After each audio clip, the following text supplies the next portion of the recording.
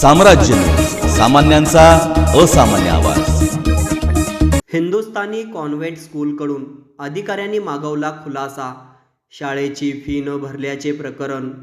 शहरातील हिंदुस्थानी कॉन्व्हेंट स्कूलला महापालिकेचे प्रशासन अधिकारी संजय जावीर यांनी नोटीस बजावली आहे। मुले आणि पालकाच्या तक्रारी प्रकरणी खुलासा करा, अन्यथा मान्यता काढून घेऊ, असा इशारा दिला आहे। हिंदुस्थानी कॉन्व्हेंट चर्च हायस्कूलमध्ये रमेश कोळी यांच्या कुटुंबातील 4 मुले शिकतात।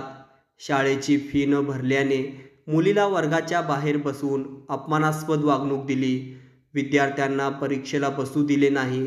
या विरोधात तक्रार केल्यानंतर मुलांना शाळेने लाल शेरा मारून काढून टाकण्याची धमकी दिली। शाळेने पोलिसांना पाचारण केले।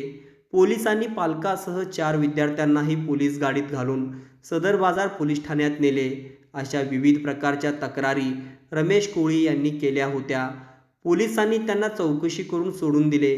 शाळेच्या मुख्याध्यापकांनी हे आरोप फेटाळून लावले होते। आम्ही मुलाची परीक्षा घेतली आहे, जशी सर्वांनाच फी मागतो त्या पद्धतीने फी मागितल्याचे शाळेने म्हटले होते। या प्रकरणात शिक्षणाधिकारी जावीर यांनी शाळेला नोटीस बजावली आहे। शाळेकडून खुलासा मागविला आहे।